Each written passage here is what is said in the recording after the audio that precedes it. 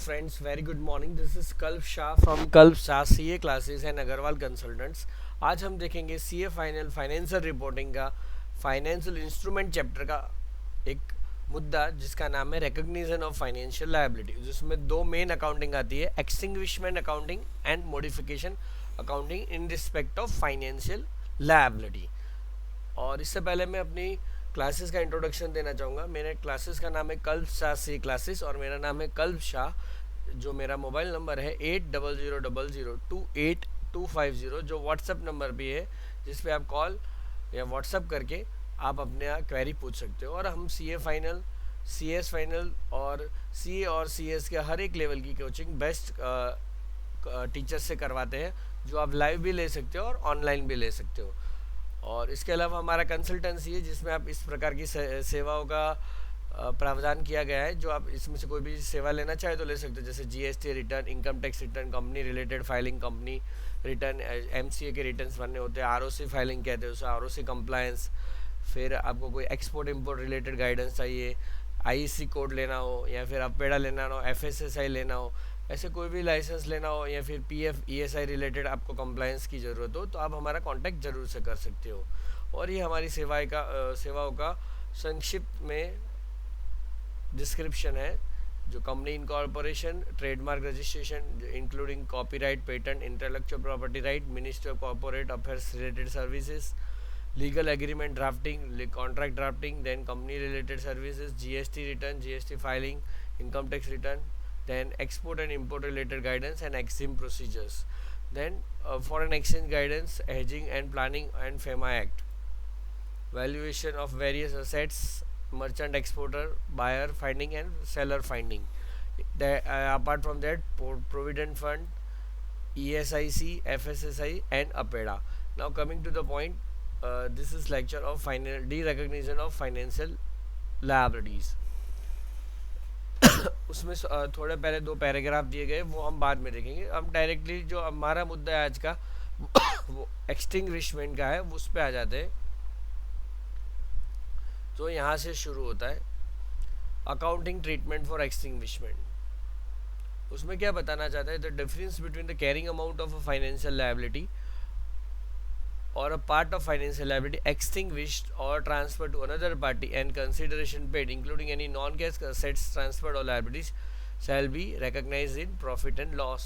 यानी कि से फॉर एग्जांपल आपकी लायबिलिटी थी 10 लाख रुपए की और इसके बदले में आपने चुकाई 11 लाख, तो आपको 1 लाख रुपए का लॉस हुआ, वो आपको पीएनएल में ले जाना है.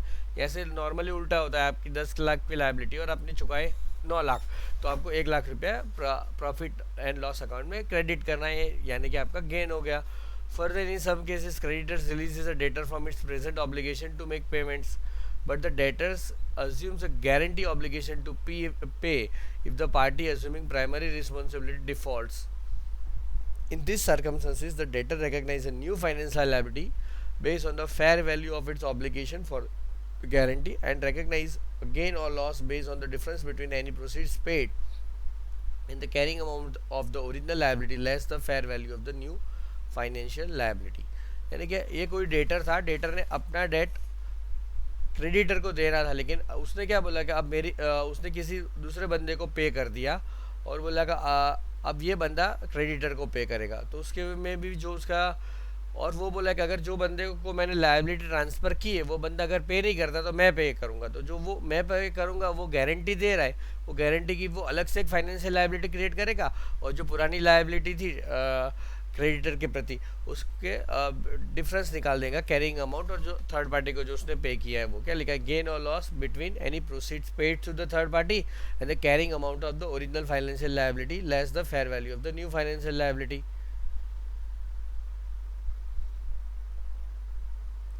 ये तो हो गई बात उसकी. अब उसके बाद एक्सचेंज ऑफ फाइनेंशियल इंस्ट्रूमेंट, ये जो इसके सम्स बनते हैं. Exchange of financial liability instruments में क्या होता है, मैनी टाइम्स कंपनी होती है, बड़ी बड़ी कंपनी है, वो प्राइवेट बॉन्ड्स इश्यू करती है, लेकिन उनके पास पैसे नहीं होते तो वो पैसे चुका नहीं पाती, या तो फिर वो बैंक से लोन लेती है तो बैंक से वो लोन नहीं चुका पाती, यानी डिपॉजिट होल्डर्स की डिपॉजिट चुका नहीं पाती, बॉन्ड होल्डर्स की बॉन्ड्स का इंटरेस्ट चुका नहीं पाती, या तो फिर बैंक्स का टर्म लोन नहीं चुका पाती. तो वो क्या करते हैं, एक कॉरपोरेट डेट रिस्ट्रक्चरिंग का प्रावधान है कंपनीज एक्ट में। तो कंपनीज एक्ट के तहत वो कॉर्पोरेट डेट रिस्ट्रक्चरिंग करवाते हैं और आपका हो सकता है इंटरेस्ट बढ़ जाए, या तो फिर उसका आपकी 5 साल की लोन हो, वो 2 साल के बाद नहीं चुका पाए तो बोलता है कि अब 3 साल बाकी बचे हैं ना, 3 साल की जगह हमारे 10 साल बाकी बचा दो, तो टोटल 13 साल की लोन कर देंगे और थोड़ा इंटरेस्ट बढ़ा देंगे या फिर आपका रिडम्पशन वैल्यू बढ़ा देंगे। तो इससे कहते हैं कॉर्पोरेट डेट रिस्ट्रक्चरिंग। तो उसमें आपको कब नया डेट रिकग्नाइज करना है और कब उसका मॉडिफिकेशन करना है, उसकी अकाउंटिंग हमें करनी है, जो कुछ इस तरह है। Many times entities recognise renegotiate terms of their existing deals with the lenders. In India, this is popularly known as strategic debt restructuring or SDR. Sometimes entities approach their lenders to renegotiate terms of their debt when they want to take advantage of falling interest rate regime. यानी कि आपने पहले से ही आपका FD का या फिर आपके लोन का रेट फिक्स करा दिया है, तो अगर आपको लग रहा है कि आप लोन का इंटरेस्ट कम हो गया, आपने लोन ली है, तो आपको डर क्या लगेगा कि अगर इंटरेस्ट रेट कम हो गया तो फिर आपने तो ऑलरेडी ज़्यादा रेट का कमिटमेंट कर दिया, तो आप रीनेगोशिएट करवाना चाहते हो बैंक के पास कि ये बैंक के पास जाते हो और बैंक को बोलते हो कि ये लोन जो है वो कैंसिल कर दो और हमें नए जो रिड्यूस रेट है उस पर लोन दो। तो उस प्रकार की कुछ बात है। In accounting terms such situation need to be evaluated to determine whether the original debt is extinguished. क्या पुराना जो डेट था ओरिजिनल वो ख़त्म हो गया है या फिर उसी का कोई एक्सटेंशन या मॉडिफिकेशन है, तो कब उसको एक्सटिंग्विश माना जाएगा। उसके लिए उन्होंने बनाया an exchange between the existing borrower and lender of debt instruments with substantially different terms will be accounted for as extinguishment of the original financial liability and recognition of a new liability. आपकी जो पहले की terms थी वो terms conditions पूरी अलग है, और नया जो आप मॉडिफिकेशन या आप जो उसमें टर्म्स कंडीशन चेंज करवाते हो उसमें पूरे टर्म्स कंडीशन सब्सटेंशियल यानी कि पूरी तरह से चेंज, ऑलमोस्ट 90% 95% चेंज है, तो उसको मान लिया जाएगा कि आपकी पुरानी लाइबिलिटी आपने चुका दी है और नई लाइबिलिटी आपने एज्यूम कर ली है। लेकिन वो सब्सटेंशियली कब माना जाएगा, उसके लिए उन्होंने एक फॉर्मूला दिया है, सब्सटेंशियल मॉडिफिकेशन कब माना जाएगा। Similarly substantial modification of the terms of an existing financial liability और a part of it whether or not attributable to financial difficulty of the debtor shall be accounted as mentioned above। as mentioned above यानी कि extinguishment माना जाएगा substantial modification करते हो terms and condition में।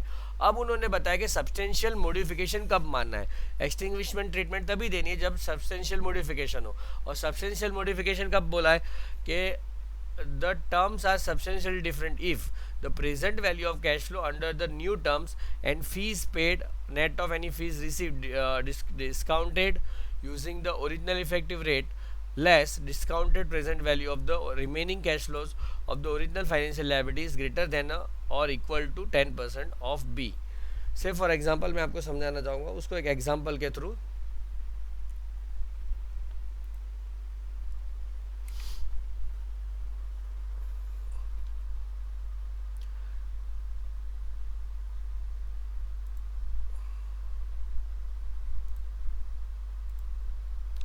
आपने 1 लाख रुपए की लोन ली, फिर 3 साल के बाद आप रिस्ट्रक्चर करवा दो। 3 साल तक आपने 30,000 का प्रिंसिपल पे कर दिया, अब आपको 70,000 का पे करना है, ठीक है।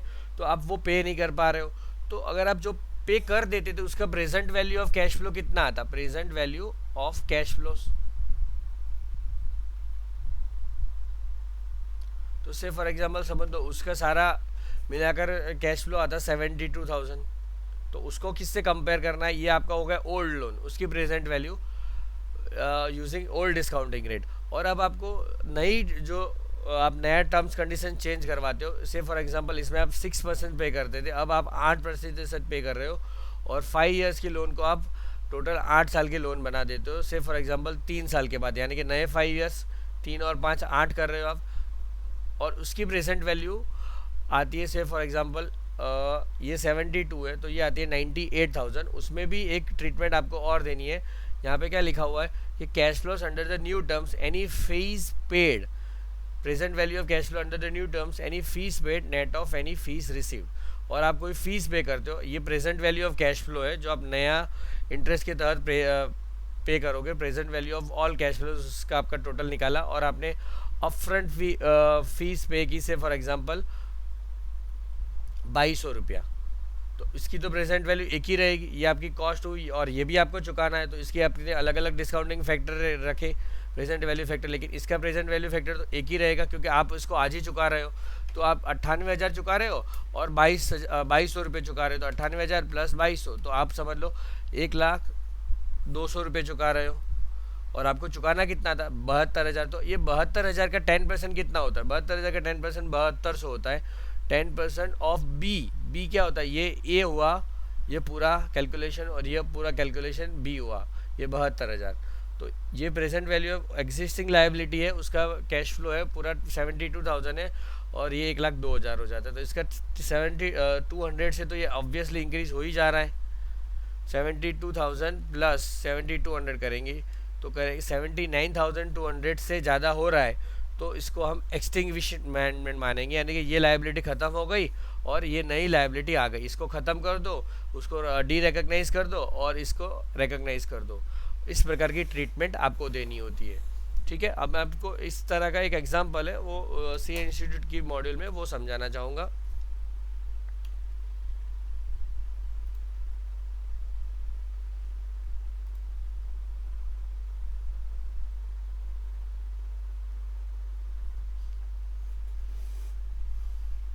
कि ये वाला एग्जाम्पल है, ये कि अब एक बार पढ़िए, उसको समझने की कोशिश कीजिए कि ये सम कहना क्या चाहता है, फिर हम साथ में पढ़ते हैं।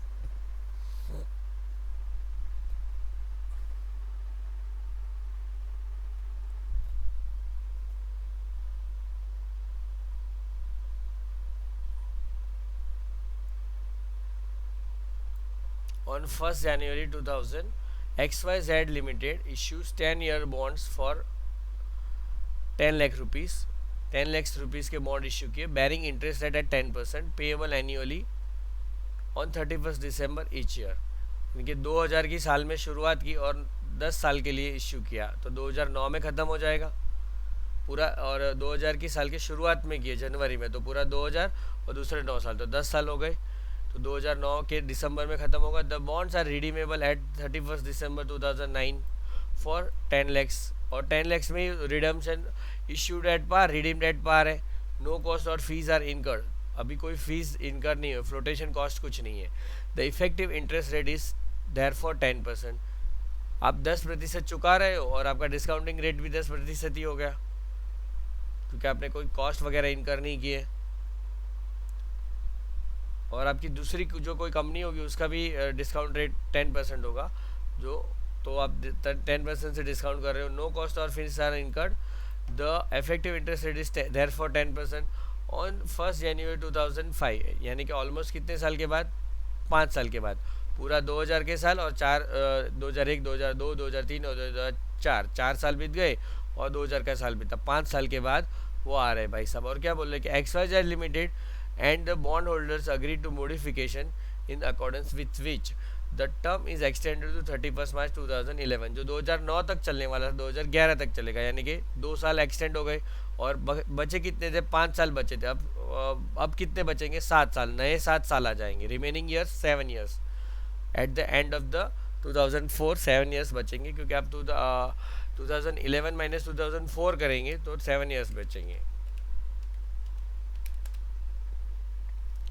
फिर क्या लिखे? The bonds are redeemable on 31 December 2011 for 15 lakh. आपको चुकाने थे 10 लाख, उसकी जगह हम 15 लाख चुकाएंगे। Legal and other fees of ₹1 lakh are incurred. XYZ Limited determines that the market interest rate on 1st January 2005 borrowing on similar rates is 11%. The repayment schedule for the original debt will be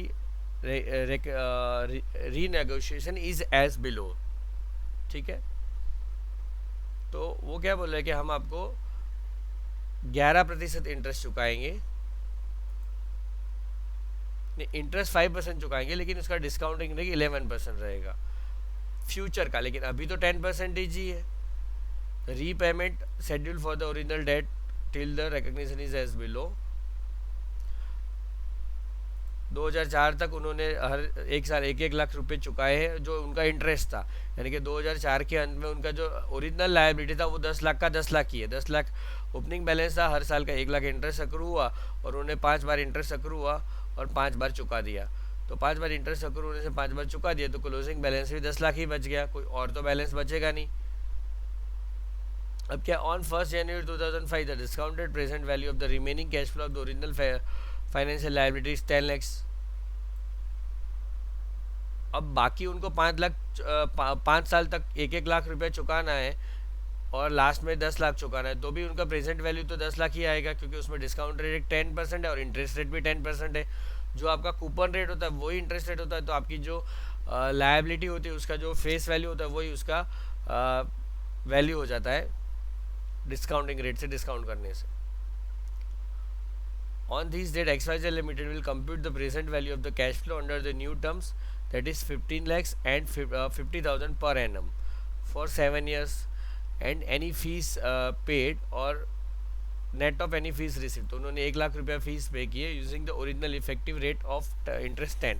हाँ, आपको खास ध्यान रखना है कि आपको जो भी डिस्काउंटिंग कर रहा है ना नया कैश फ्लो का, ये 15 लाख रुपये को क्या डिस्काउंटिंग करना है और ये 50-50 हज़ार रुपये को उसको ओरिजिनल डिस्काउंटिंग रेट से डिस्काउंट करना है, जो है आपका 10% इस केस में। और जो पुरानी लाइबिलिटी थी उसका तो प्रेजेंट वैल्यू उन्होंने दे ही दिया है, तो उस 10 लाख को उससे कंपेयर करना है। और नेट ऑफ फीस, तो इसको हम देखते कैसे कंपेयर करते हैं। बराबर, सबसे पहले हम क्या चुका रहे हैं, 1 लाख रुपया फीस चुका रहे हैं जी। 2004 के एंड में, यानी कि 1 जनवरी 2005 को हम इसको 0th ईयर मानते हैं, और 0th ईयर पे हम पहले तो 1 लाख रुपये इसका फीस चुका देते हैं। वो फीस के लिए प्रेजेंट वैल्यू फैक्टर रहेगा 1, क्योंकि आप आज ही चुका रहे हो, तो उसका वैल्यू होगा 1 लाख रुपया। फिर आप कितना इंटरेस्ट चुका रहे हो, यहाँ पे लिखा हुआ है 5, ऊपर भी लिखा हुआ है 5% पर एनम। 5% पर एनम कितने पे लगेगा, 10 लाख पे या 15 लाख पे? 10 लाख पे लगेगा, क्योंकि आपका अमाउंट बैलेंस तो 10 लाख ही है। तो आप 7 साल तक चुकाओगे, 1 2 3 4 5 6 7, और 7वें साल में और एक अमाउंट चुकाओगे जो होगी आपकी 15 लाख, और 5% ऑफ 10 लाख इज 50,000।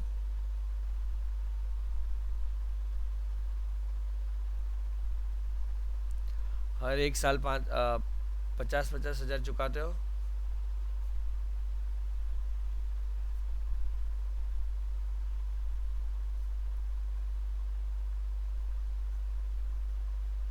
और लास्ट में 15 लाख चुकाते हो, तो उसको आपको 10% से डिस्काउंटिंग करना है,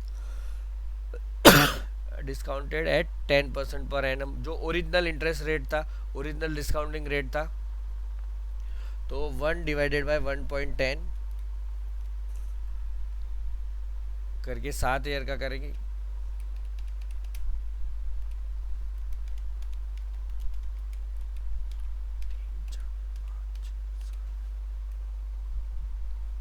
तो ये जो डिस्काउंटिंग फैक्टर है वो है 513158, पूरा लिखेंगे तो ठीक है। और इसका जीटी बटन आता है 4.86 है, 4.8684, ठीक है। अब कैलकुलेटर वाला अमाउंट ले सकते हो, इंटू 50,000, तो वो आ रहा है 243420.90, और 15 लाख का प्रेजेंट वैल्यू है 15 लाख इंटू 0.513158, तो वो आता है 769737।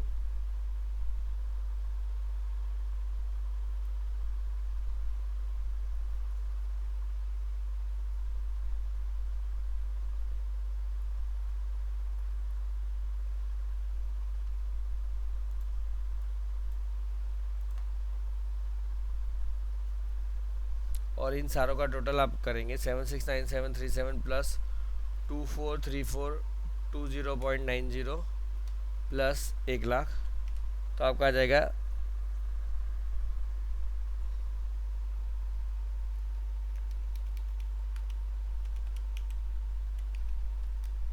2434,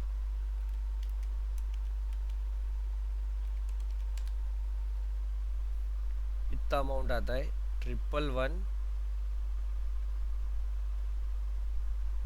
3157,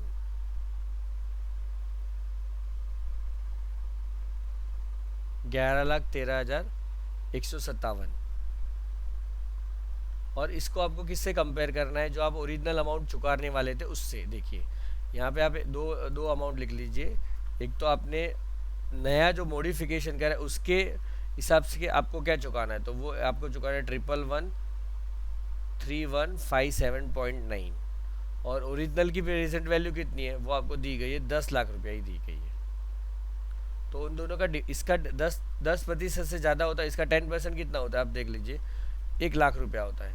और ये कितना है, उनका डिफरेंस कितना आ गया, इसका बढ़ा कितने से, तो आपको 11,3157 में से 10 लाख लेस करेंगे तो ये आएगा 11,3157.9। और उसका प्रतिशत कितना होता है, डिवाइडेड बाय 10 लाख इंटू 100, तो वो 11% समथिंग आएगा। हाँ, ये 11.31% आता है। तो ये मॉडिफिकेशन है और इसको पूरा एक्सटिंग्विश कर देना पड़ेगा, सब्सटेंशियल मॉडिफिकेशन हो गया। ये पुरानी लायबिलिटी को आप एक्सटिंग्विश कर दीजिए, इसको डिलीट कर दीजिए और इस लायबिलिटी को आपको अब रिकॉग्नाइज करना है। ठीक है,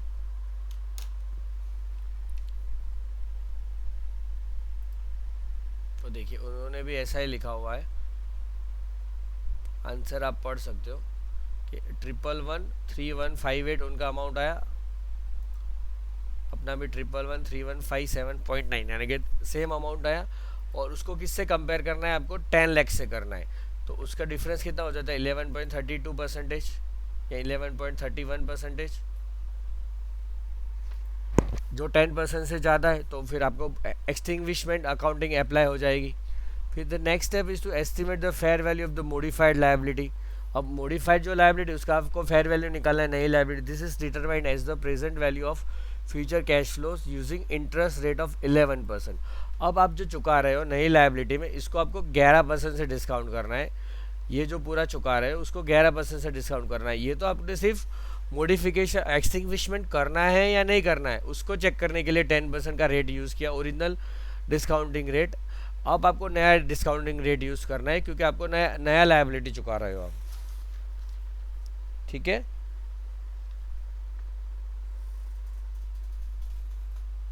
देखिए यहाँ पे क्या लिखा है, the next step is to estimate the fair value of the modified liability. This is determined as the present value of the future cash flows using an interest rate of 11%, the market rate which XYZ Limited could issue new bonds with similar terms। अगर नए bond हम issue करते तो हमको कितना discounting rate लगाना पड़ता। The estimated fair value on this basis is 958,097। Again और loss on modifications than determine as below. फिर आपको क्या करना है, ये जो नई लायबिलिटी है उसको 11% से डिस्काउंट करना है, लेकिन इसमें ये 1 लाख रुपीज़ नहीं लेने हैं, इसको हटा देना है और यहाँ पे 11% कर देना है।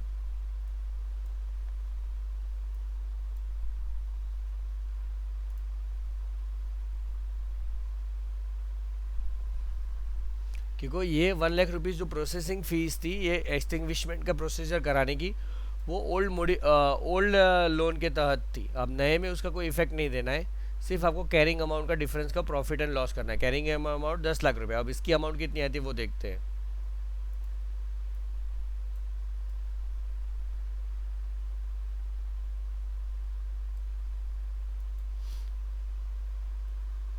One divided by 1.11। फिर आप 7 साल के लिए डिस्काउंटिंग कीजिए, 1 2 3 4 5 6 7। तो यहाँ पे लास्ट वाला फैक्टर आता है प्रेजेंट वैल्यू फैक्टर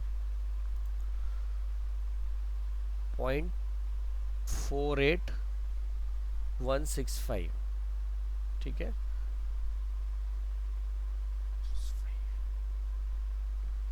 यहाँ पे 8 भी लिख सकते हो, 1658 मल्टीप्लाई बाय 15 लैक्स। पूरा कैलसी वाले अमाउंट से कर रहा हूँ, तो ये आ रहा है 722,487.6। और ये जीटी वाला अमाउंट है 1 डिवाइड 1.11, 1 2 3 4 5 6 7 जीटी इंटू, तो ये जीटी का अमाउंट आ रहा है 4.712196। उसको इससे 50,000 से मल्टीप्लाई करेंगे तो आपका अमाउंट आएगा 235609.81। और इन दोनों का आपको टोटल करना है, तो ये टोटल यहाँ पे मैं लिख रहा हूँ, जो आएगा 72248।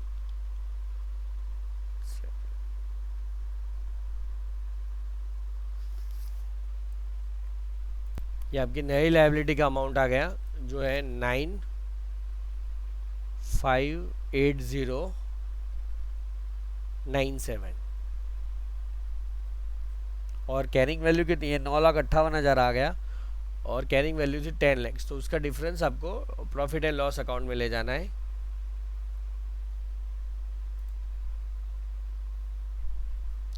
यहाँ पे है कैरिंग अमाउंट और यहाँ पे है मॉडिफाई न्यू लायबिलिटी का प्रेजेंट वैल्यू।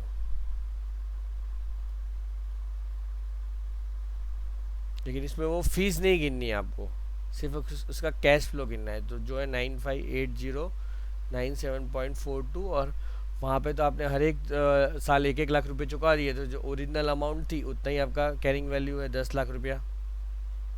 तो उन दोनों का डिफरेंस जो आता है वो आपको P&L में ले जाना है।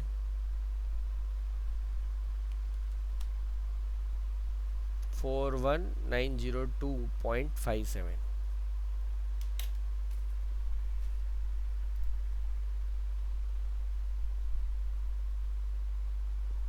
ये कुछ अलग अमाउंट आ रहा है 958097। ये तो यार 958097 है, यहाँ पे 080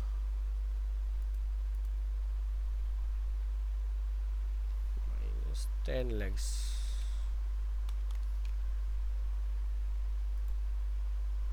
-958097 4190, हाँ 41,903 इतना अमाउंट आ रहा है। वो आपको पे, ये शायद यहाँ पे उन्होंने प्रिंटिंग मिस्टेक कर दी, ये 58,000 नहीं आएगा, क्योंकि 58,000 तो यहाँ पे है। तो 10 lakhs माइनस 958,097 करते हैं तो 41,903 आता है। उन्होंने 58,097 लिखा है। हाँ,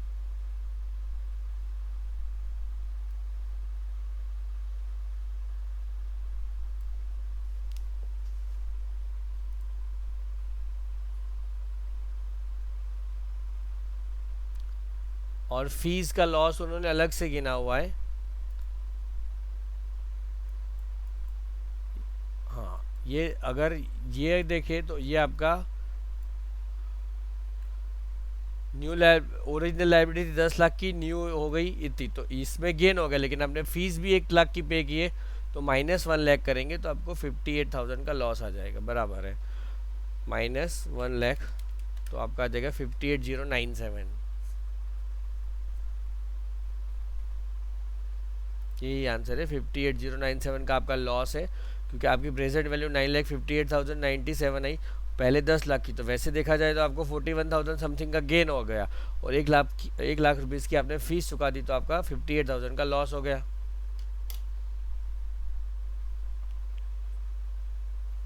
तो ये सारी वर्किंग नोट्स उन्होंने दिए, इस प्रकार से मॉडिफिकेशन अकाउंटिंग करनी है। अब उसका दूसरा सम देखते हैं।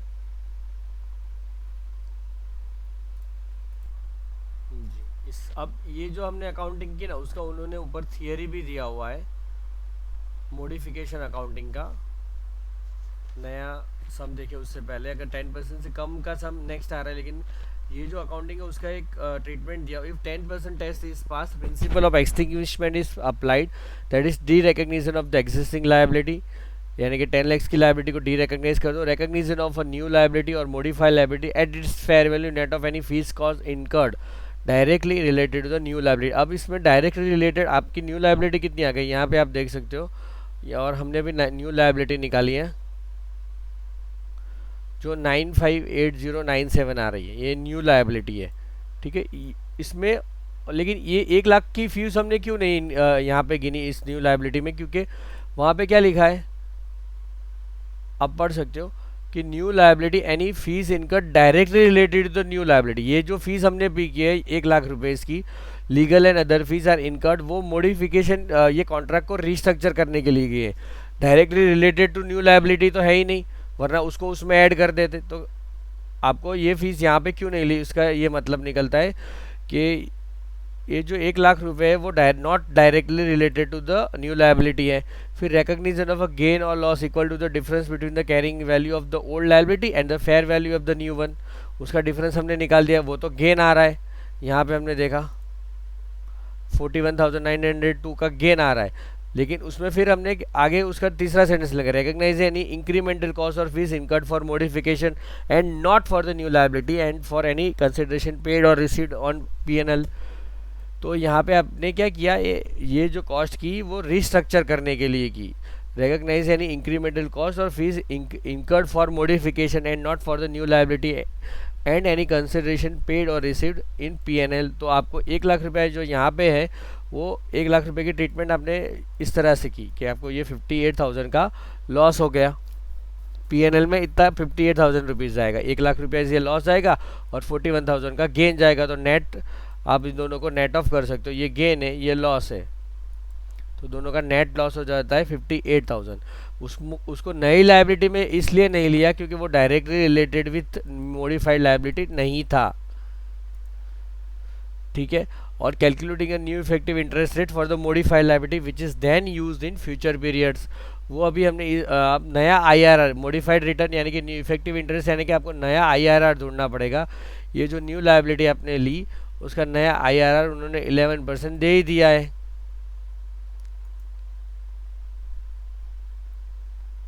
यहाँ पे हमको नया आईआरआर न्यू मॉडिफाइड लायबिलिटी का दे दिया है, वरना वो हमको ढूंढना भी पड़ सकता है।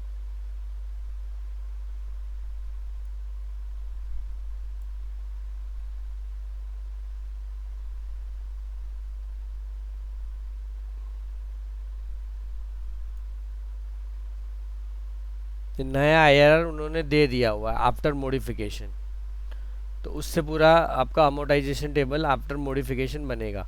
अब हम जब 10% से कम डिफरेंस होता है तब क्या होता है वो देखते हैं, उससे कहते हैं मॉडिफिकेशन अकाउंटिंग। ये था सब्सटेंशियल मॉडिफिकेशन, अब ये नॉर्मल मॉडिफिकेशन जब 10% से कम होता है उसका डिफरेंस। उसमें दो अप्रोचेज है, सबसे पहले recognise of Ind AS 109 is not clear as to the accounting treatment if the 10% tax is failed. Two alternate approaches are available.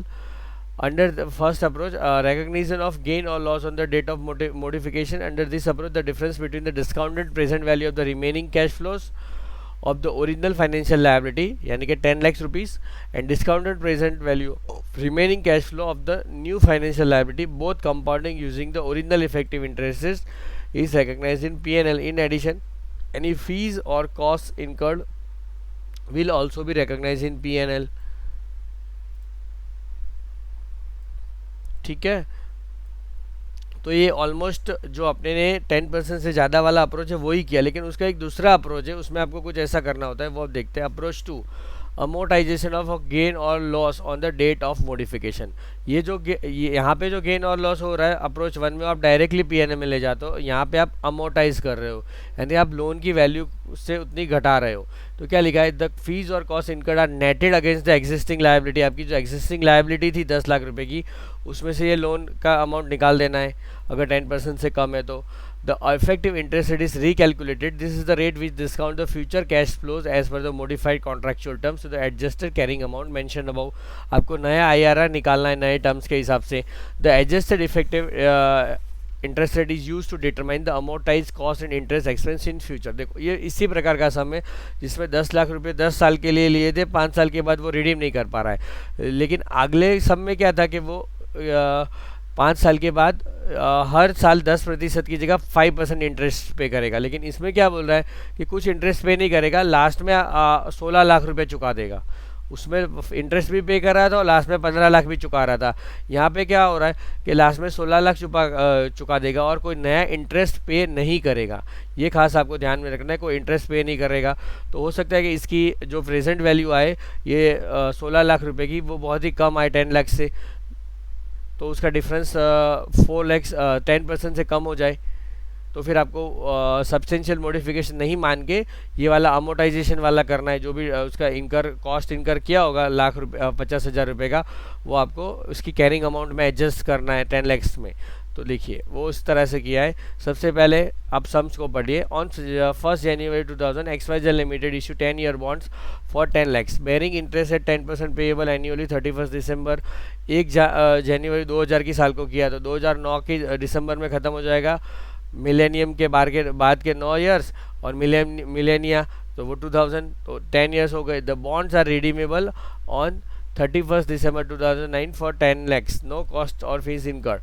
The effective interest rate is therefore 10%. On 1st January 2005, after 5 years, XYZ Limited and the bondholders agreed to modification. 2004 के अंत में यानी कि 2005 की शुरुआत में 1 January 2005 को ये मॉडिफिकेशन हुआ। कोई फर्दर इंटरेस्ट पे नहीं किया जाएगा। जो भी इंटरेस्ट पे करते थे 10% भूल जाओ, हम आपको इंटरेस्ट की जगह पे लास्ट में 10 लाख की जगह 16 लाख चुका देंगे, 6 लाख ज़्यादा चुकाएंगे। The legal fees are as below 50,000 आपकी लीगल फीस रहेगी। तो 5 साल के बाद उसका वैल्यू तो 10 लाख ही होगा, क्योंकि आप 10% उसका इंटरेस्ट है और 10% से डिस्काउंट कर रहे हो। क्योंकि इफेक्टिव इंटरेस्ट रेट भी 10%, किसी भी चीज़ का जो कूपन रेट और डिस्काउंटिंग रेट सेम होता है तो उसकी वैल्यू जो होती है वो सेम रहती है। तो 5 साल के बाद भी वो 10 लाख रुपीज़ रही। अब क्या हुआ, 16 लाख रुपये चुका रहे। तो अभी हमारी वैल्यू थी 10 लाख, उसकी जगह पे हम चुका कितने रहे, 16 लाख चुका रहे। ठीक है, तो उसका हमें प्रेजेंट वैल्यू निकालना है यूजिंग ओरिजिनल इंटरेस्ट रेट। फिर कंपेयर करना है कि वो 10% से ज़्यादा डिफरेंस है कि नहीं। देखिए आपको 2 चीज़ का कंपेयर करना है। एक तो एग्जिस्टिंग लायबिलिटी,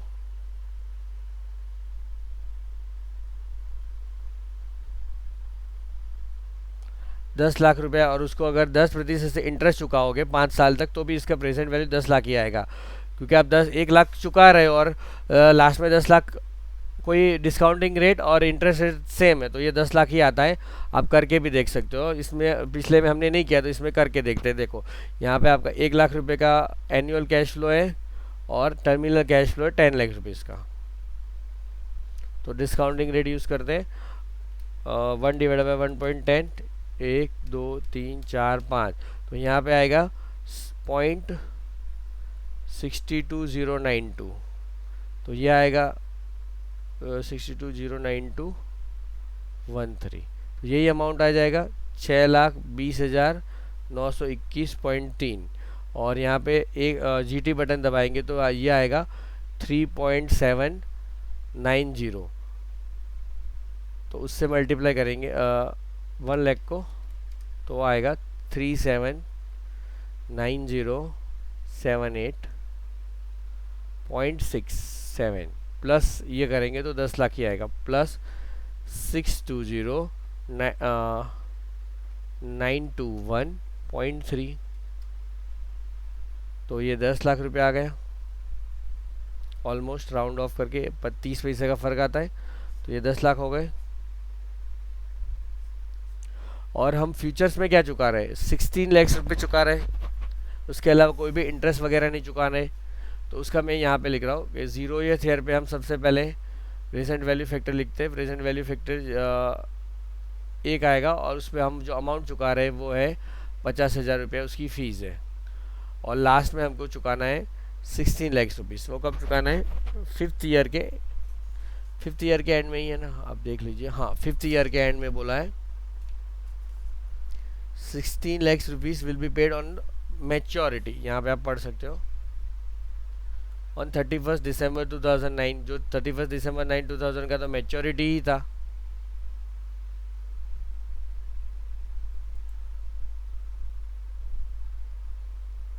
ये रहा मैच्योरिटी डेट।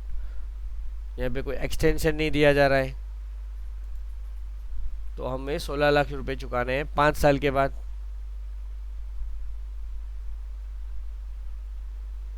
तो उसका डिस्काउंटिंग फैक्टर है 1 डिवाइडेड बाय 1.10, 1 2 3 4 5, तो वही आएगा 0.620 वाला।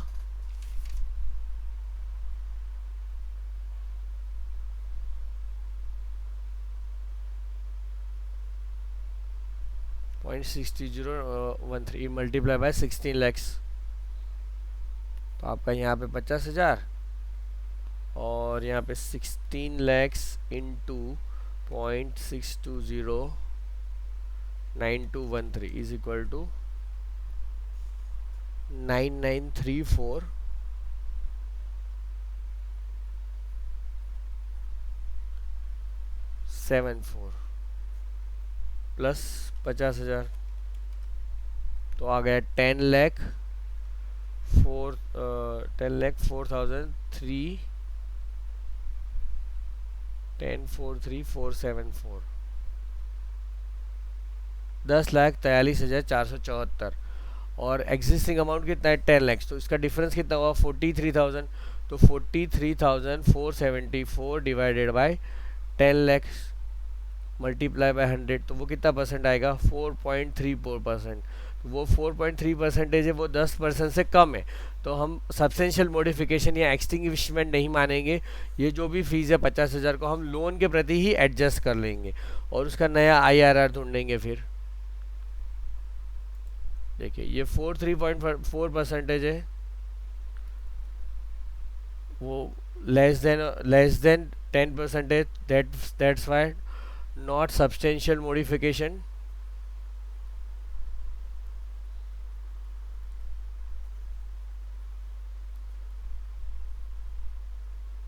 तो हम क्या करेंगे जो उसकी कॉस्ट आएगी लीगल फीस या रिस्ट्रक्चरिंग कॉस्ट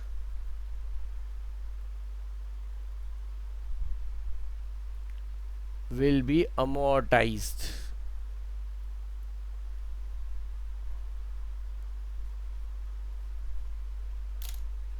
देखो वो मॉड्यूल में भी वही लिखा है और उसको नेटेड अगेंस्ट फीस और cost incurs are netted against the existing liability the effective interest rate is calculated the rate at which the discount the future cash flows as per the modified contractual terms to the adjusted carrying amount mentioned above।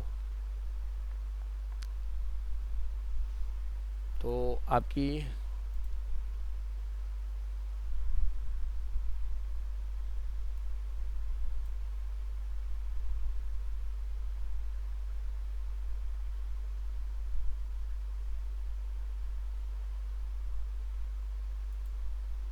जो loan amount थी वो 10 लैक्स उसको adjust कर लेनी fees को नेटेड against liability. इसे क्या कहते हैं नेटेड फीस इज नेटेड अगेंस्ट लायबिलिटी। अगर 10% से ज़्यादा होता तो हम ये नहीं करते, यहाँ पे हमको नेटेड अगेंस्ट लायबिलिटी करना है। तो आपकी लायबिलिटी हो जाएगी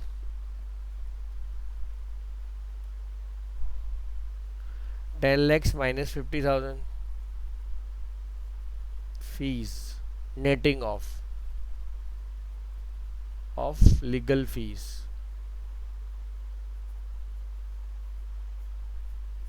तो ये 9,50,000 हो जाएगा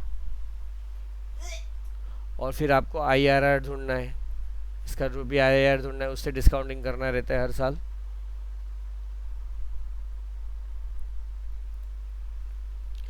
अभी आपकी प्रेजेंट वैल्यू है 9,50,000 और फ्यूचर में आपको चुकाना है 16 लाख। तो आप इस तरह से डिस्काउंटिंग कर सकते हो 16 lakh is equal to 9,50,000 into 1 plus R raise to 5 so 16 lakh upon 9,50,000 is equal to 1 plus R raised to 5।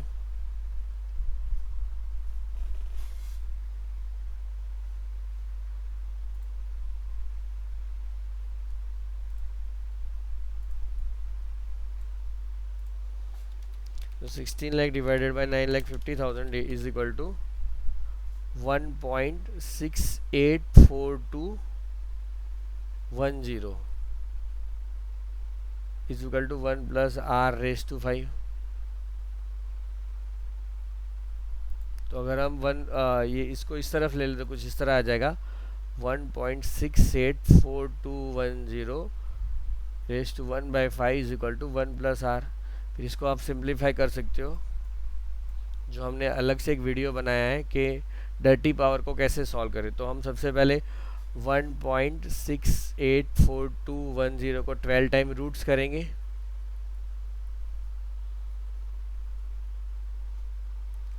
एक, दो, तीन, चार, 5, 6, 7, 8, 9, 10, 11, 12। तो 12 time roots is equal to 1.1272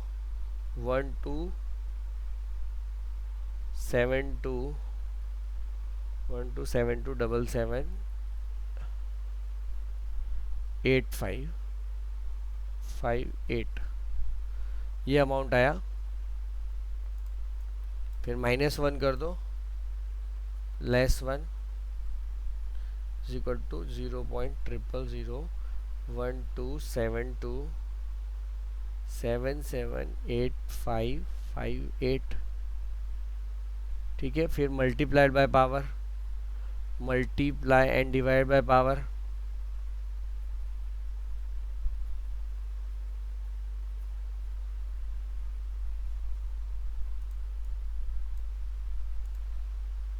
तो 0.001272778558 इंटू 1/5।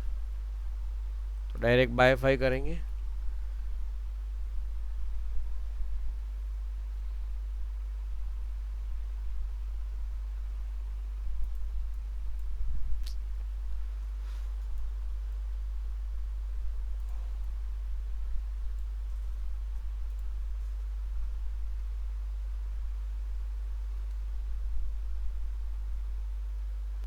Is equal to 0.2000554555711। फिर नीचे जाते हैं, फिर उसमें +1 करेंगे, इंटू इक्वल टू 12 टाइम्स करेंगे। ये शायद यहाँ कुछ गलती हो गई, ये इस तरह नहीं है।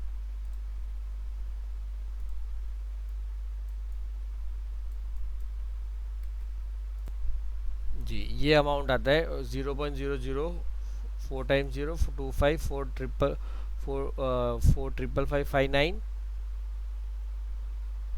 फिर +1 करना है, तो आपको ये अमाउंट मिल जाएगा 1.254 4 बार 5 और 9।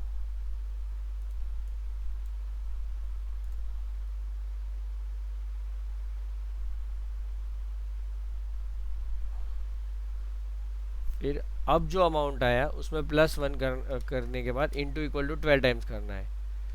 1, 2, 3, 4, 5, 6, 7, 8, 9, 10, 11, 12।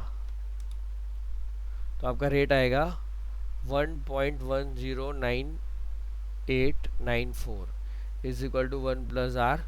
सो R is equal to 0.109894 is equal to 10.99%। तो यहाँ पे आप मॉडिफिकेशन अकाउंटिंग का अब नया सम देखते हैं।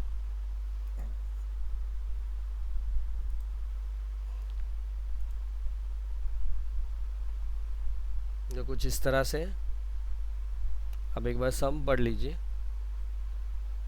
कॉम्प्रिहेंसिव इलस्ट्रेशन में दिया हुआ है